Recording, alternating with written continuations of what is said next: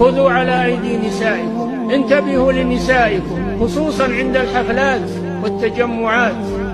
النبي صلى الله عليه وسلم قال: لا تمنعوا إماء الله مساجد الله وبيوتهن خير لهن وليخرجن تفلات، يعني غير متزينات ولا متطيبات ولا متبرجات.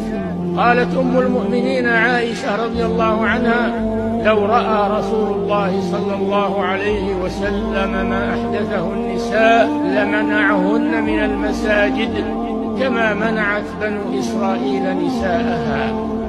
اتقوا الله عباد الله، قوا أنفسكم وأهليكم نارا. يا أيها الذين آمنوا قوا أنفسكم وأهليكم نارا وقودها الناس والحجارة عليها ملائكة غلاظ شداد لا يعصون الله ما أمرهم ويفعلون ما يؤمرون.